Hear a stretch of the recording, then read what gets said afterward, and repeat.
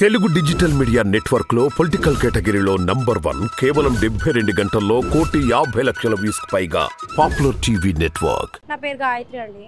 ఎక్కడ నుంచి వచ్చారమ్మా? నేను కేరళ నుంచి వచ్చాను. ఓకే, ఏ సమస్య ఏంటమ్మా? నాకు ఇల్లు లేదు, రేషన్ కార్డ్ లేదు, గ్యాస్ లేదు.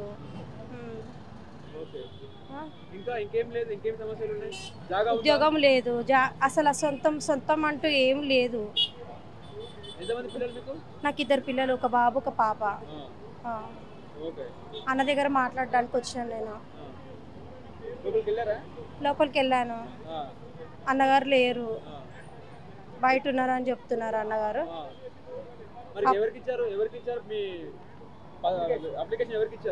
అప్లికేషన్ ఫామ్ ఇప్పుడు అప్లై చేసుకోవడానికి వెళ్తున్నాను నేను లోపలికి.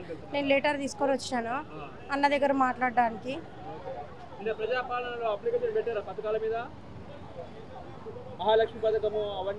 అప్లై చేశాను కానీ నాకు దాని మీద నమ్మకం లేదు.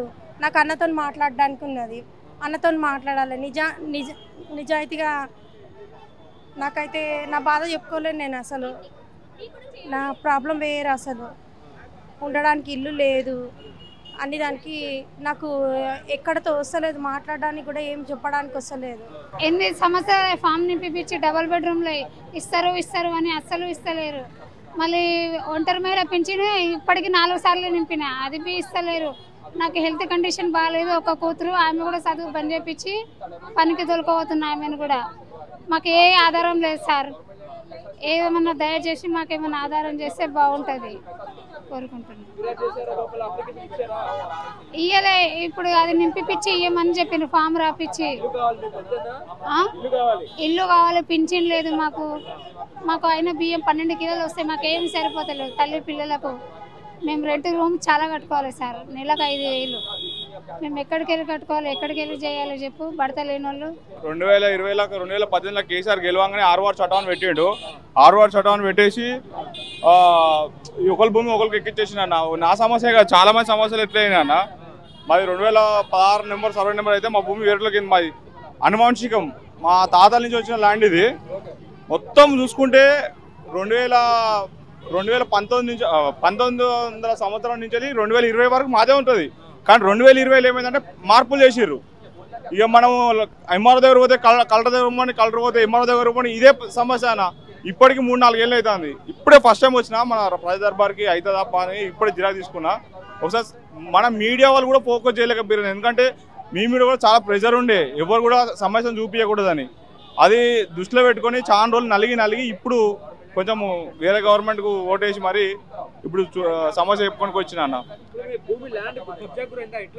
కబ్జాలో మేమే ఉన్నామన్నా, కానీ బీఆర్ఎస్ కార్యకర్తల వల్ల వేరే వాళ్ళకు అధికారులను ఒత్తిడి చేసి వేరే వాళ్ళకి పట్టా చేయించి రైతు బంధు వాళ్ళు తీసుకున్నారు. ఇప్పుడు 2020 నుంచి ఇప్పుడు దగ్గర 2023 దాకా 3 సంవత్సరాలు వాళ్ళకే రైతు బంధు వెళ్ళిపోయింది.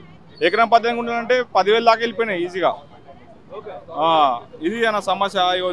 చూసుకుంటే మీకు అర్థమైపోతుంది. మాకు 1900 సంవత్సరం నుంచి 2020 వరకు మాదే ఉందన్న. కానీ కేసీఆర్ నాకు అర్థం కాలేదు, రెండోసారి గెలవంగానే 6 వార్డు చట్టం ఎందుకు పెట్టిండో అర్థం కాలేదు. ఒకరి భూమి ఒకరు చేసి ఇట్లా మందికి తిప్పలు పెట్టించి ఈడ గేట్లు పెట్టుకొని మళ్ళీ ఇంకోటి ఎంఆర్ఓకు ఛాన్స్ ఇవ్వకుండా బీఆర్ఓలను తీసేసి కలెక్టర్లకు అధికారం ఇవ్వకుండా కోర్టు అంటే మాలాంటి వాళ్ళు ఎట్లా పోతారన్న.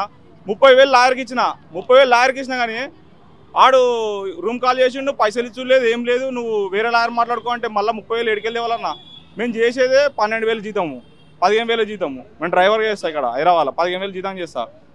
ఇప్పుడు తిరగాలంటే ఏం తిరుగుతామన్న. ఆడు హ్యాండ్ ఇస్తాడు, ఇంకా 30,000 పడకరా అంటాడు, ₹1,00,000 పడకరా అంటారు లాయరు.